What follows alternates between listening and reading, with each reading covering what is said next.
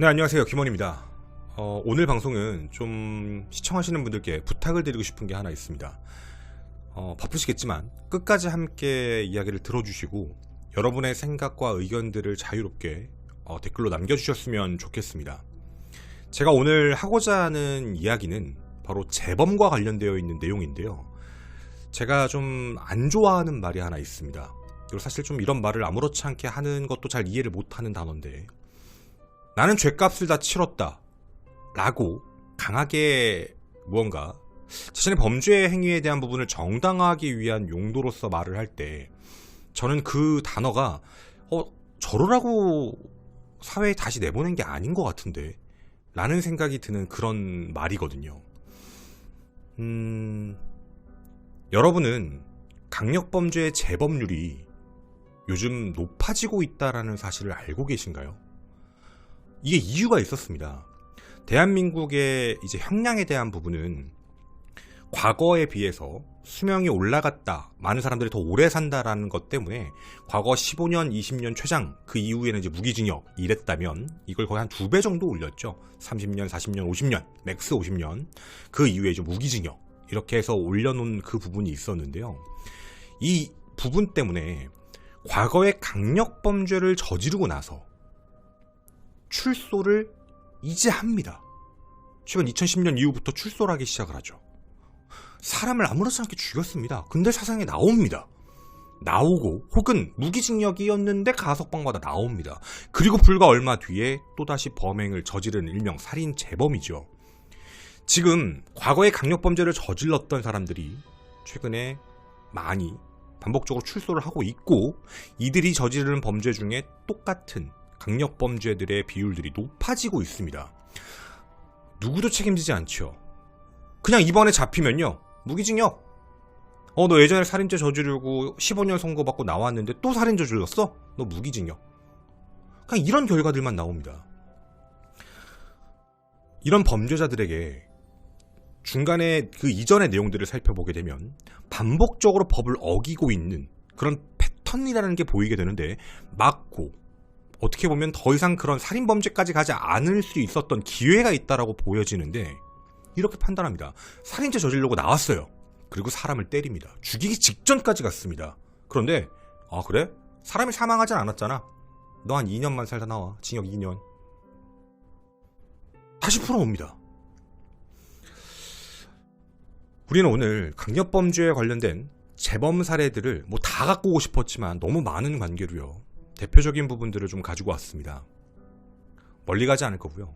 과거와 현재를 좀 비교를 해보려고 하고 있거든요. 그래서 오늘 여러분과 이 이야기를 한번 시작해 보도록 하겠습니다. 오늘 방송의 제목은 특이한 성을 가진 17세 연쇄살인마의 재범. 이 내용은 과거편입니다. 2025년 현재에도 발생되고 있는 일이기도 합니다. 때는 2007년 4월 15일 대전 대덕구 신탄진동의 한 백합다방에서 시작이 됩니다. 오전 8시 45분에 영업 준비를 한창 하고 있었던 그런 업소였죠. 근데 이곳에 낯선 불청객이 찾아오게 됩니다. 약 30대 정도 되는 남성이 이 안에 들어와 사람이 있는지 없는지를 살피고 난 이후 한 여성의 핸드백, 준비하고 있었죠. 핸드백을 열어 현금 3만 원을 뺍니다. 그리고 다른데 돈이 없나 하고 찾아보고 있었는데, 앞서 말씀드린 그 핸드백의 주인 여성, 당시 47세 여성입니다. 그 여성이 도둑이야! 하고 소리를 지른 거죠. 도망가지 않았습니다. 이 남성은요, 미리 준비했던 등산용 칼을 가지고 그 여성을 쫓아갑니다. 깜짝 놀란 여성은 화장실 방향으로 도주를 하는데요, 그냥 끝까지 화장실 문을 열면서 따라가죠. 그리고 피해자를 등 뒤에서 목 쪽으로 감싼 뒤 준비한 흉기로 등을 한번 공격합니다. 치명상일 수도 있었지만 어찌됐든 찔린 상태에서 너무 놀란 피해자가 쓰러지면서 강도다! 도둑이다! 라고 그 소리치는 걸 바라보고 이 범인은 아무렇지 않게요, 피해자의 목 부분을 공격을 합니다. 이 공격 방법도 너무 잔인해서 말씀을 좀 자세히 드리기 좀 어렵습니다. 그리고 여기서 끝나지가 않습니다. 사망한 피해자를 두고요, 이상한 행동을 합니다. 사건 기록에 살펴보면 변태 성역자라고 적혀 있거든요. 외국에선 이 명칭을 네크로필리아라고도 좀 부르는 게 있는데, 사망한 사람을 상대로, 시체를 상대로 하는 끔찍한 성행위를 얘기하는 겁니다. 자, 여기서 멈추지 않았습니다. 이런 행동을 했던 이 남성은요, 다시 주변을 뒤지기 시작합니다. 사람들이 없으니까요. 그러다가 금고에 있는 현금 24,700원을 또 절취하려고 하는데, 이때 다음 출근을 하던 여성 피해자, 45세 여성 피해자를 또 마주하게 됩니다. 안 도망갑니다. 강도야! 라고 소리를 지르자 바로 달려가서 복부를 한번 공격합니다.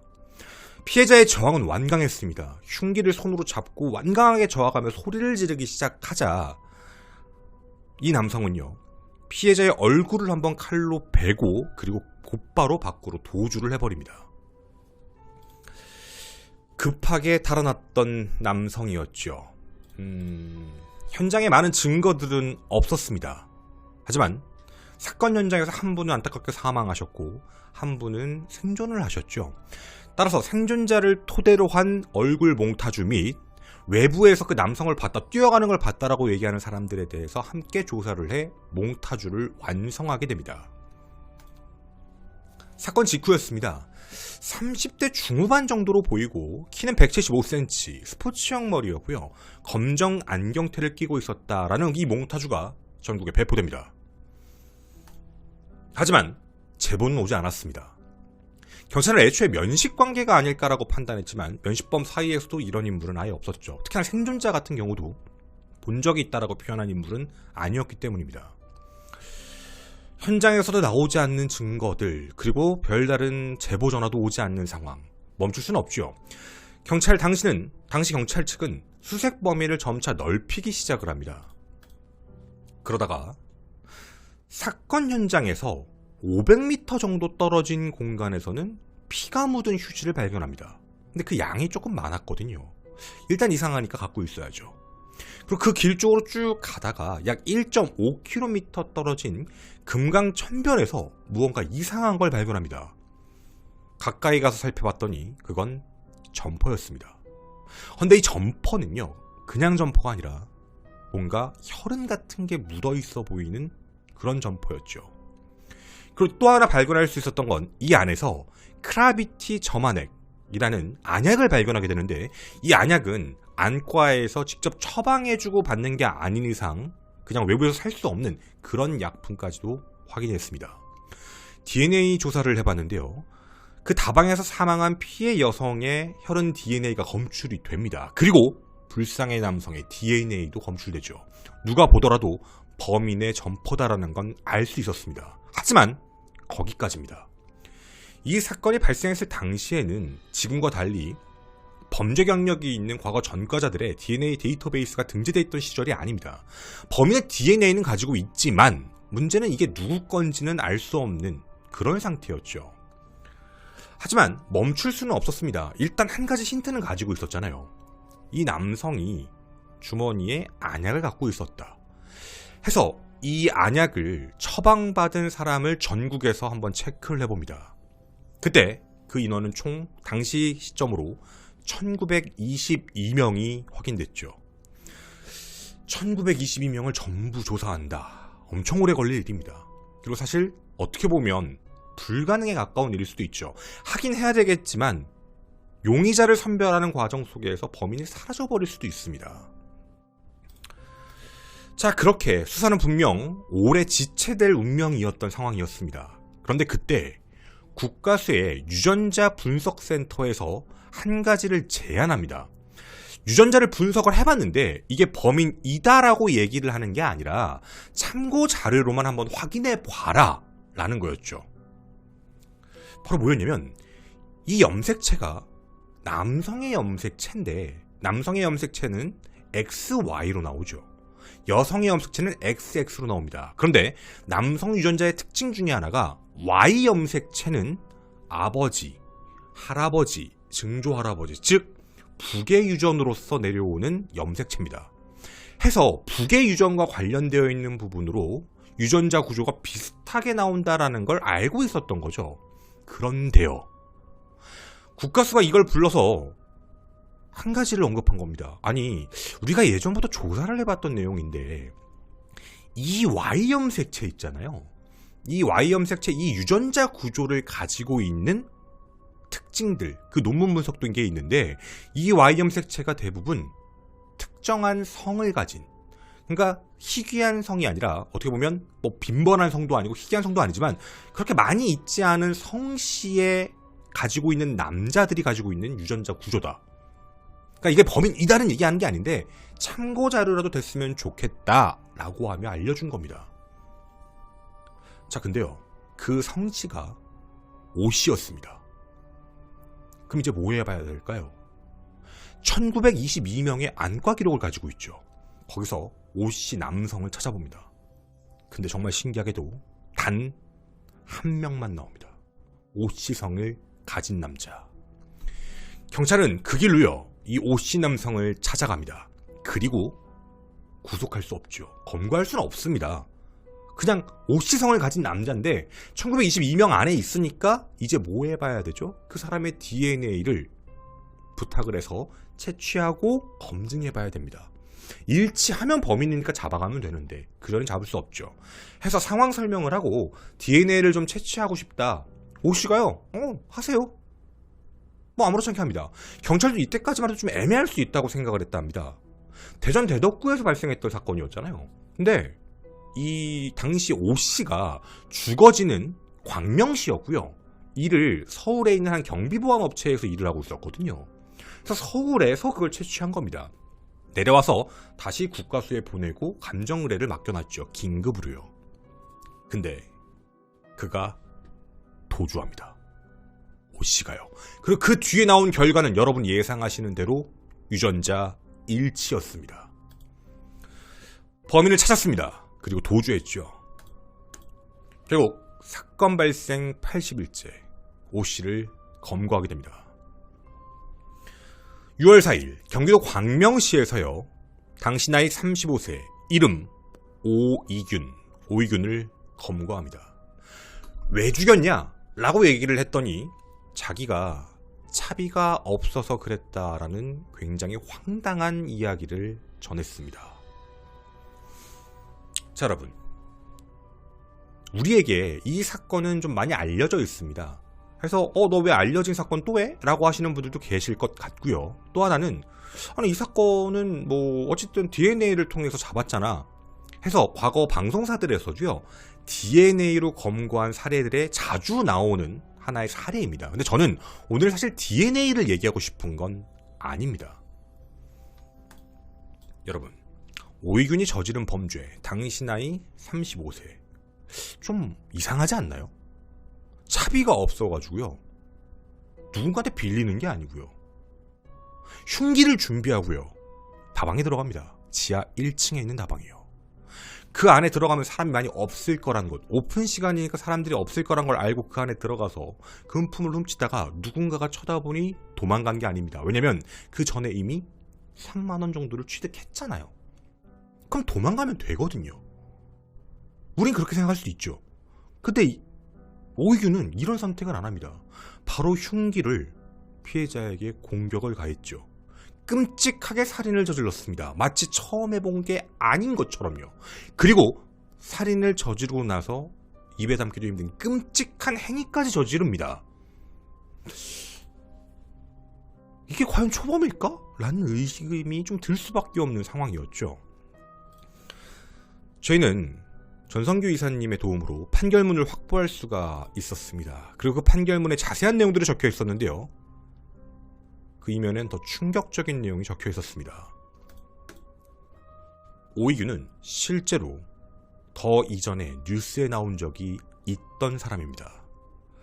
오이균은 17세 연쇄살인마였습니다. 그리고 여러분이 보신 대전 다방살인 사건은 재범 범주였습니다.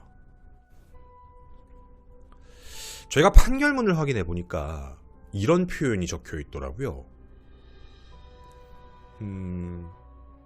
대전 사건을 저지르고 무기징역형이 선고가 됐는데 뒤늦게나마 잘못을 깊이 뉘우치고 비사회성 인격장애, 뭐 우리가 얘기하는 이제 사이코패스나 소시오패스를 총칭하는 반사회적 인격장애를 얘기하는 것 같습니다.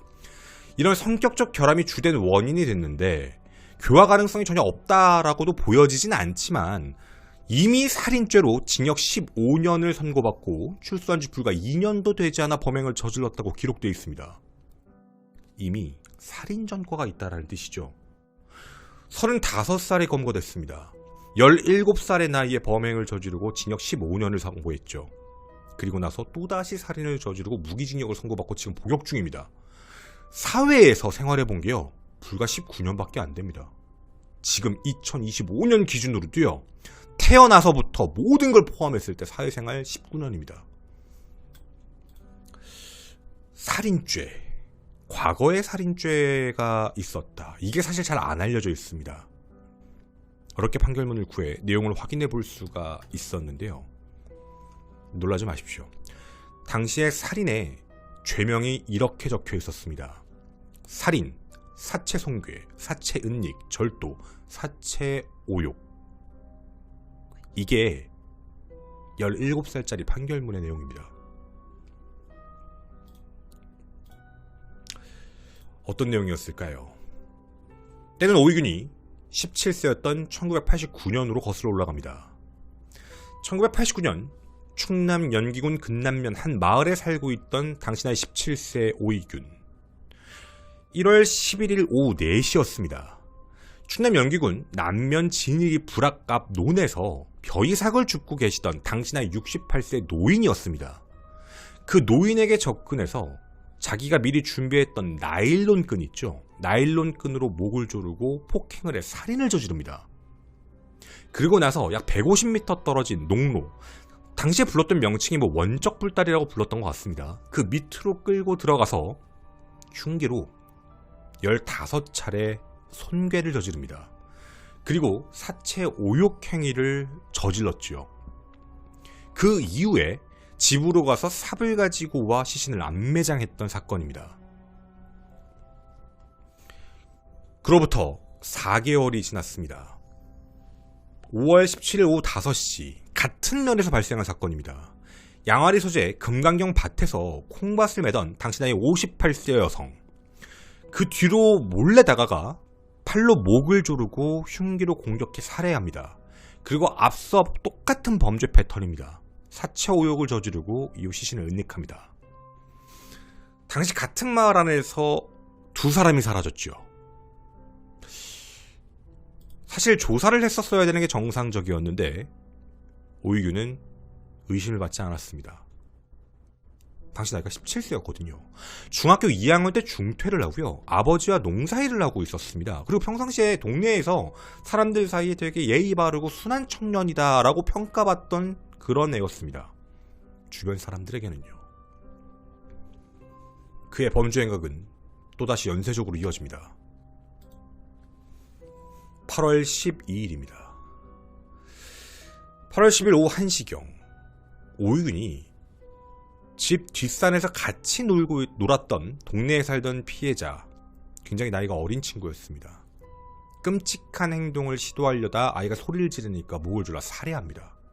그리고 다시 집으로 가서 흉기와 삽을 가지고 와 끔찍한 행동을 또 하고 시신을 안매장합니다. 그런데 이때가 검거됐습니다. 왜냐면 목격자가 존재했기 때문이죠.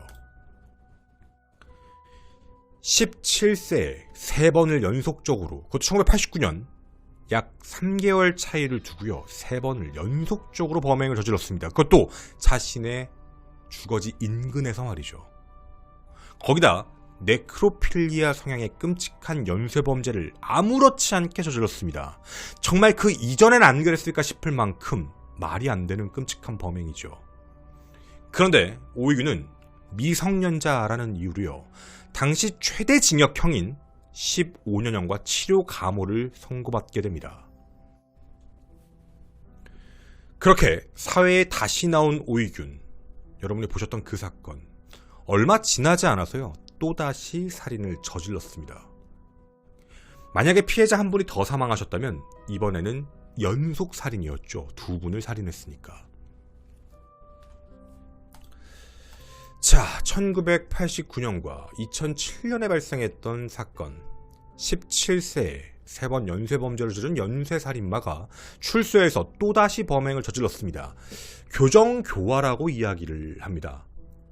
재판부도 교정교화에 대해서 얘기하며 치료과목까지 얘기를 했습니다.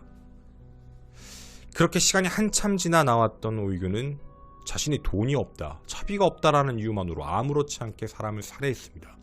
그리고 이제 다시 생각해볼까요? 다방에서 저지른 살인사건 언제랑 똑같죠? 15년 전 그 사건과 똑같습니다. 흉기를 준비하고요. 목 부분을 끔찍하게 공격하고요. 그리고 그 이후에 말로 하기도 힘든 끔찍한 행동을 저지릅니다. 아무것도 바뀐 게 없습니다. 그리고 나서 다시 검거가 됐고, 만약 우린 이런 생각이 들거든요. 과학기술이 발전하지 못했거나 그걸 몰랐더라면, 오씨인 걸 몰랐더라면 서울에 살던 사람입니다. 광명 쪽에 살았잖아요. 대전에서 발생했었죠. 만약에 당시에 못 잡았다면 어떻게 됐을까요? 또 다른 피해자 또 발생했을 수도 있습니다. 비슷한 패턴으로 끔찍하게 말이죠. 오이규는 언제든 상황이 맞아떨어지면 그런 범행을 저지를 수 있는 그런 위험한 인물이기도 했죠. 자, 그런데 교정교화는 되지 않았습니다. 치료 과목까지 시켰는데 치료된 건 없습니다. 그리고 피해자는 또 나타났습니다. 15년이 지나 또다시 피해자가 발생하고 나서야 법이 설정할 수 있었던 형량은 무기징역형입니다. 무기징역형, 강도살인 못 나올까요? 제가 여러분들과 가끔 하는 얘기들 중에 하나인데요. 야, 무기징역이면 밖에 못 나오겠네. 아니요. 무기징역형이 외부에 못 나온다라는 건 잘못된 내용입니다. 무기징역형을 선고받은 자는 현재로 따지면 20년 이상을 복역을 했을 때 가석방 심사 대상이 된다라고 알려져 있죠. 물론 여러 가지 내용들이 있습니다. 뭐 끔찍한 성범죄를 저질렀다거나 뭐 이상한 게 있다거나 언론을 좀 크게 탔다거나 하면 어렵다라는 얘기들도 있는데, 가석방 대상에 올라 가석방이 될 수 있다라는 부분, 우리 예전에 그런 이야기들도 한번 들어본 적이 있거든요. 이춘재가 당시 무기수였는데 모범수였다라는 얘기도 들었었죠. 물론 나오지는 못했을 거라고 저도 예상은 하지만 혹시 저러다 세상에 나왔을 수도 있던 거 아니야? 라고 얘기가 나올 만큼이요. 주변의 평판이 좋았습니다. 오이균도 되게 순하고 착한 애야. 다 가리고 살거든요. 교도소 안에서요, 문제 안 일으키죠. 모범수로 살아서 나오려고 하겠죠. 나오면요, 치료된 게 없습니다. 또다시 범행을 저지르면 어쩌죠? 하지만 가석방은 계속해서 이루어져 왔습니다. 저희들도 확인해보게 되면요, 좀 루트를 통해서 체크를 좀 해봤습니다. 그쪽 연구하시는 분들을 통해서 실제로 무기수들 중에 가석방이 되는 케이스들이 분명 있습니다. 그런데 가석방이 되게 되면요, 어떤 죄명으로 있던 누군가가 출소했다를 절대 세상에 공개하지 않습니다. 가석방 대상자 중에 무기수 몇 명 이렇게만 써 있습니다. 모릅니다. 살인죄를 저질렀다가 세상에 나와서 또다시 살인 저질렀다. 1989년과 2007년. 옛날 일이라고 생각이 드시나요? 그럼 요즘은 괜찮은 걸까요? 2025년 4월 4일 오전 1시 30분. 똑같은 대전으로 가고 왔습니다. 대전 중구에 있는 자신의 지인, 60대 지인에게 끔찍하게 흉기를 휘둘러서 살해했던 범인이 있었습니다. 술을 마시고 집에 늦게 들어왔거든요. 자주 이랬습니다. 같이 살았던 사람 집에 얹혀 사는 사람이었거든요. 맨날 늦게 들어오죠. 화가 나서 문 안 열어준 겁니다. 자기는 열받았다고 표현하더라고요. 옆에 있는 벽돌을 들어서 유리창을 깨고 집 안으로 들어갑니다. 그 지인을 흉기로 수십 차례 찔러 살해하죠. 그러다 시신을 이틀 정도를 방치하고요. 그 이후에 119에 전화를 걸어 사람을 죽였다, 가져가라 라고 신고합니다. 그렇게 이 남성은 검거가 됐고 신상 공개가 되었습니다. 바로 64세 박찬성입니다. 박찬성은 이런 표현을 합니다. 아유, 그 죽은 사람이 나 무시해서 죽였어요. 무시했다고요? 피해자와 박찬성이 어떻게 알게 된 사이냐면 출소자들이 출소하고 나서 사회에서 함께 살아갈 수 있는 그 갱생보호기관이 있거든요. 거기서 알게 된 사이였다고 합니다.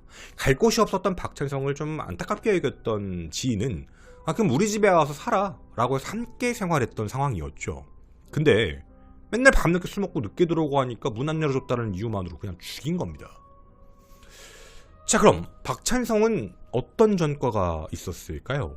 왜 갱생보호기관에 들어갔을까요? 박찬성은요 2004년이었습니다. 자, 2004년입니다. 2004년 전주에서 자기 지인을 살해합니다. 형량이요 15년 나옵니다. 형량 15년 나와서 출소를 하게 되죠. 그런데 출소를 하고 나서 3년 뒤인 2022년 또다시 감옥에 갑니다. 이때가 어떻게 보면 기회였을 수도 있습니다. 충남 금산에서 지인에게 흉기를 휘둘렀는데요. 다행히 피해자가 사망하진 않았습니다. 특수상해죄로 기소가 됐죠. 자, 여기가 중요합니다. 여러분, 살인전과자입니다. 살인전과자죠. 징역 15년을 살고 나와서 3년 만에 또다시 흉기를 들고 사람을 죽이려고 했습니다. 다행히 피해자가 사망하지 않았죠. 그런데 특수상해죄라는 죄명으로 기소가 됐습니다. 특수장애죄니까 형량 높게 줄 수 없겠죠. 살인죄만큼은. 징역 2년을 선고받게 됩니다. 왜냐면 특수상해죄만 가지고 형을 매기니까요. 2024년에 출소했습니다. 그리고 9개월 지나서요. 이 살인을 또 저지른 겁니다. 사람 3번 죽일 뻔한 거죠. 정확히는 2명 죽였고 1명도 죽일 뻔했죠. 9개월에 또다시 살인을 저질러서 이때 당시 살인이 무범기간이었습니다. 살인을 저질렀고 검거됐죠. 그리고 이제서야 8월 달에 무기징역형이 최종 확정됐습니다. 무기수가 됐죠. 막을 수 있지 않았나요? 언제였죠? 출소하고 나서 또다시 흉기를 들고 사람을 공격하려고 했습니다. 하지만 재판대에 세웠을 때 특수상해죄에 대한 부분으로만 들어갔죠. 이런 이야기들을 하는 사람이 있습니다. 앞서 처음 말씀드렸었죠. 나는 죗값을 다 치렀어. 이런 얘기를 왜 하는 걸까요? 네, 과거의 전과에 대한 부분을 크게 가중시키지 않기 때문입니다. 별개로 보니까요. 살인을 저질렀고 죗값 받고 나왔고 이번에는 사람을 죽인 건 아니고 특수상해를 저질렀네. 특수상해? 안 돼. 너 2년. 이렇게 해서 그 이후 출소해서 9개월 만에 사람을 또 죽이고 무기수가 됩니다. 이건 뭔가 좀 잘못된 게 아닐까요? 정가가 많은 사람들 중에 정가가 자랑인 것처럼 얘기하는 사람들이 있습니다. 나 또 들어가면 돼. 괜찮아. 학교 한번 또 가는 거지 뭐. 되게 가짠치 않나요? 그러라고 있는 법이 아니고 그러라고 있는 교도소가 아니잖아요. 나는 내 죗값을 다 치렀어 라고 자랑스럽게 얘기할 부분은 아니지 않나요? 자기 때문에 피해자가 엄연히 존재하는데 그 내용을 알고 있다면 더 조심스럽게 더 교정교화가 잘 돼서 반성하고 참여하며 열심히 살아가야 되는 게 기본인 겁니다. 근데 그게 마치 자신의 무기인 양 얘기하는 게 정상적인 걸까요? 제가 앞서 그런 말씀 또 드렸습니다. 요즘 계속해서 재범 범죄율이 증가하고 있다. 예, 과거의 살인죄의 형량은 지금처럼 높지 않았습니다. 그리고 과거에 무기징역을 선고받았다 하더라도 가석방으로 나오는 케이스들이 있습니다. 그리고 얼마 뒤에 그 내용들이 살살 보입니다. 박찬성처럼 무언가 사람을 폭행했다. 과거에 살인전과를 여러분 검색해보시면 되게 많이 나옵니다. 과거에 살인전과를 저질렀다가 나왔는데 이번에 뭐 특수폭행이다, 특수상해다, 뭐다, 징역 몇 년, 이런 케이스거든요. 또다시 내보냅니다. 그러다가 범행을 또 저지르면요, 그때서야 무기징역이죠. 사람은 또 사망했는데요. 요즘 들어 그 과거의 범죄를 저질렀던 케이스들이 출소를 계속하고 있는 상태이기도 합니다. 교정교화가 됐는지도 정말 궁금하기도 한데 그렇게 나와 재범 범죄율은 점차 증가하고 있는 상태였죠. 제가 너무 많은 사례를 가지고 오면 피곤하실 수도 있고 그 내용이 좀 변질될 수도 있어서 과거와 현재만을 가지고 왔습니다. 어떻게요? 1989년에 범죄를 저질렀던 연쇄범죄자, 그리고 2007년에 범죄를 저지르고 무기수가 됐던 사람, 그리고 끔찍한 범죄를 저지르고 나와서 또다시 흉기를 들었고 그 이후에 사람까지 죽였던 막찬성까지 1989년부터 2025년까지요. 바뀐 건 없습니다. 매번 똑같은 부분들로만 향해 가고 있는 것이죠. 제가 오늘 여러분에게 시작하면서 여러분의 의견을 좀 듣고 싶습니다 라고 말씀을 드리며 시작을 했습니다. 제 개인적인 생각은 절대 답이 아니기 때문에 여러분의 많은 의견들도 구하고 싶습니다. 여러분의 생각은 어떠신가요? 대한민국에는 특정 범죄에 대한 가중처벌법이 존재합니다. 법이 정해놓은 거죠. 이런 범죄를 저지른 자에게는 더 가중돼서 처벌을 시키겠다라는 그런 강력범죄들입니다. 여러분, 징역형을 선고받고 나갔다 들어왔다 나갔다 들어왔다 나갔다 들어왔다 강력범죄를 계속 반복적으로 저지릅니다. 폭행, 상해, 특수폭행, 특수상해 계속 저지르고 들어갔다가 1년 살다 나오고 2년 살다 나오고 반복적으로 저지릅니다. 정상으로 보이시나요? 그런 사람이 나와서 이런 말을 합니다. 나 죄값 다 치렀는데? 나 다 했어! 뻔뻔하다는 생각이 안 드시나요? 저는 사실 정말 단순한 생각으로 처음에 이런 생각을 했습니다. 전과가 3범이면 형사사건입니다. 형사사건 전과 3범이면 저지른 범죄에 대해서 곱하기 3. 정말 단순하죠. 절대 되는 일이 아닙니다. 예를 들어서 전과 3범인데 이번에 저지른 범죄가 폭행, 징역 2년짜리다. 그러면 2 곱하기 3, 넌 6년. 이런 말도 안 되는 상상을 하고 있었습니다. 왜냐면 죄를 짓고 나왔으니까 그 전건 끝났어 라고 알려주는 건 잘못됐다는 생각입니다. 끊임없이 반성하고 참회하고 조심스럽게 살아가야 된다는 하나의 자신이 저지른 과오의 짐이다 라고 생각이 들거든요. 하지만 그걸 마치 자랑인 양 훈장인 양 아무렇지 않게 떠들고 사는 사람들, 그건 정말 잘못됐다는 생각입니다. 그리고 그걸 반복적으로 법을 어기면서 반복적으로 징역형을 살고 있다. 그 죄명에 대해서만 처벌을 하는 게 아닌 거죠. 여러분들께 한번 여쭤보고 싶은 내용이 바로 이겁니다. 이제 특정범죄 가중처벌 말고요, 강력범죄를 누범했을 때 반복적으로 전과가 쌓일 때 그걸 가중처벌한다라는 새로운 내용이 형성되면 어떨까라는 궁금증입니다. 쉽게 얘기하면 강력범죄를 계속 반복적으로 저지르는 애는 각각의 범죄로 그때만 형량 1년, 2년 이렇게 때려받는 게 아니라 반복적으로 저질렀으니까 이번에 잡혔을 때 그 기준을 넘어가게 되면 형량이 대폭 상향된다라는 것. 여러분은 어떻게 생각하시나요? 이거 인권에 문제가 있는 걸까요? 반복적으로 범행을 저지른 사람을 더 오랜 시간 동안 감옥에 두겠다. 왜냐면 교화가 안 됐잖아요. 그 범죄 저지르고 2년 동안 교화가 안 됐으니까 너 또 들어왔어? 너 더 길게. 너 더 길게. 이 부분은 잘못된 걸까요? 이건 인권 침해의 요소가 있는 걸까요? 정말 그런 사람들이 얘기하는 대로 이미 저지르고 다 처벌받은 건데 왜 가중 처벌해? 이거 인권 침해인 건가요? 사실 이런 부분에 대해서 좀 바뀌는 게 어떨까라는 생각이 요즘 많이 들고 있습니다. 특히나 전문가분들 사이에서 얘기가 많이 나오고 있습니다.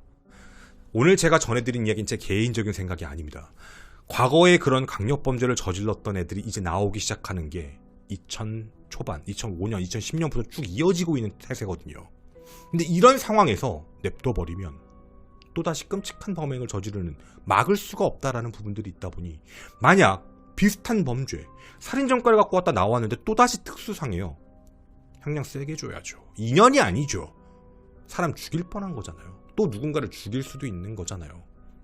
15년을 살다 나와도 안 됐습니다. 2년 가지고는 절대로 안 됩니다. 해서 여러분들의 많은 의견들, 생길 수 있는 문제점들, 여러 가지 의견들 다 달아주셨으면 정말 감사하겠습니다. 왜냐면 저희 전문가분들의 사실 요청이었습니다. 저의 얘기가 아니고요. 특강법 수준의 강력범죄를 누범했을 때 가중처벌에 관한 특례법을 상정시키겠다라는 전문가분들이 현재 계십니다. 여러분들의 의견, 그 댓글들도 전부 검토하실 예정입니다. 그리고 그 여러분들의 의견들 다 함께 들어봐 보고 그 내용을 상정시킬 목적을 갖고 계십니다. 여러분의 많은 의견 기다리도록 하겠습니다. 가감없이 편안하게 써주셨으면 좋겠습니다. 저는 김원사건 파일의 김원이었습니다. 감사합니다.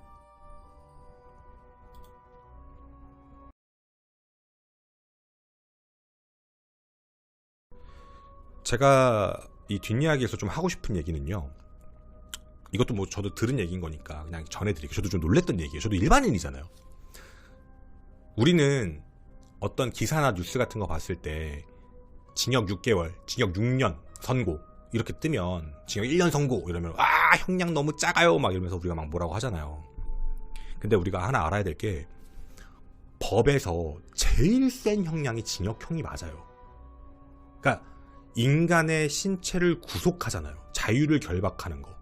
그래서 징역형이라는 건 굉장히 센 형량이에요.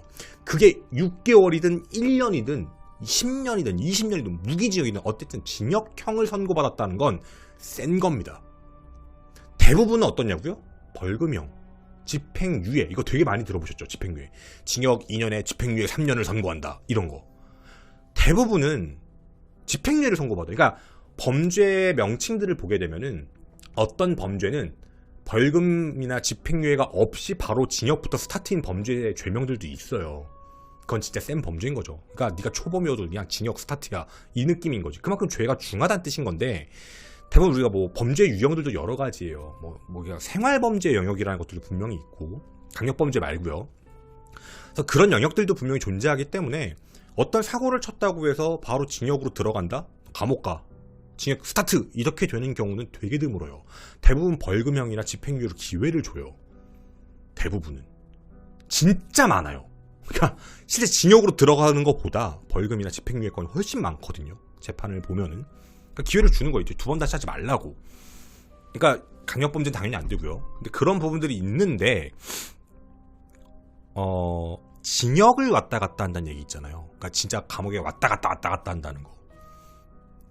그거는 정말 죄질들이 되게 안 좋은 거예요. 그 범죄에 대한 죄질이 안 좋거나 그 전부터 죄질이 되게 안 좋거나 계속 왔다 갔다 하니까 안 봐주는 거거든요. 이런 애들 누범시켜야죠. 더 징역을 올려야죠. 2년 살았는데도 안 돼? 너 4년. 너 4년 살아도 안 돼? 너 8년. 나 이번에 그냥 단순히 절도인데 왜 8년이에요? 너는 안 바뀌잖아. 이런 생각이에요, 저는. 여러분, 이게 표현을 좀 드릴게요, 여러분. 이거 그냥 저도 그냥 뭐 법조계에 이제 계시던 이제 분들이 나오시잖아요. 그래서 뭐 변호사 하시는 분들도 많이, 뭐 검사 출신, 판사 출신도 많이 계시니까 얘기를 나눠볼 때 이런 표현이 있었어요. 보통 사람이 징역형 받는 거 되게 어려워요. 그러니까 진짜 심한 범죄, 아까 말씀드린 바로 징역형 꼬린 범죄 말고 보통 사람 징역형 꼬린 되는 경우 되게 드물거든요. 징역을 받고 싶어도 오빠가 안 나와요. 웬만하면 징역을 안 보낸다고. 그게 원래 법의 기본 규칙이에요. 웬만하면 안 보내려고 하는 거. 징역이 너무너무 센 형벌이거든. 근데 징역을 밥 먹듯이 왔다 갔다 한다고요?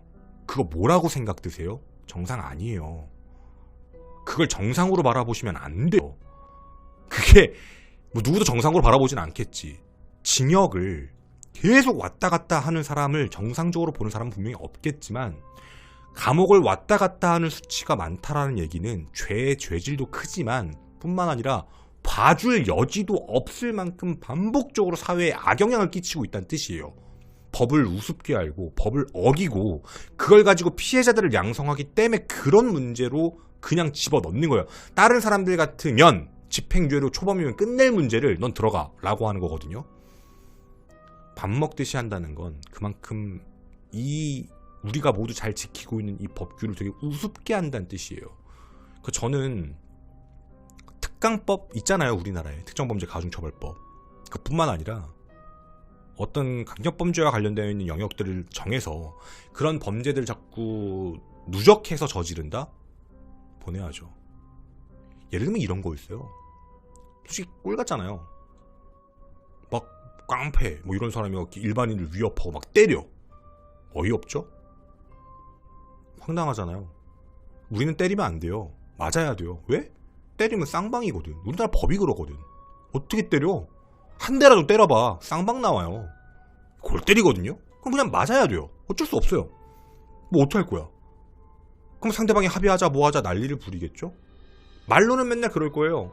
또 한 번 들어갔다 오는데 형량 얼마 안 나와. 뭐 1, 2년 나오겠지 뭐. 또 이러거든? 그거 막아달라고요. 1, 2년이라니. 걔 왔다 갔다 여러 번 했어요? 단순 폭행이에요? 1년짜리예요? 걔가 근데 한번 4-5번 왔다 갔다 했어. 비슷한 걸로 한 5, 6년은 줘야지. 한 10년은 줘야지. 두 번 다시 지 입으로 한 번 갔다 오면 돼. 나 예전에 거 다 죄값 치렀잖아. 나 누ವಂ기간 아니야. 이번에 또 한 번 갔다 오면 돼. 한 1년 살다 푹 쉬다 오지 뭐. 이딴 개소리 못하게 하자고요. 누적이 돼 있는 애들은 또다시 그 범죄를 저질렀을 때 그 말 입 밖으로 못 내게 사람 때려가지고 구속되면 그냥 징역 10년 스트라이크로 꽂아버리고, 이거 그냥 제 망상입니다. 그래야 그 얘기를 못하지. 정말 그래야 그 말들이나 그 행동을 조심하죠. 최소한 그 징역형이 두렵다면요.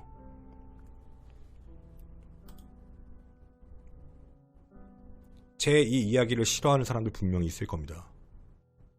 댓글에 죄값 다 받았잖아! 그러면은 이중 처벌이야! 뭐 이러면서 또 하는 사람들이 있겠죠. 말을 아끼겠습니다. 왜 그런 말 하는지 알 것 같아서요. 감사합니다.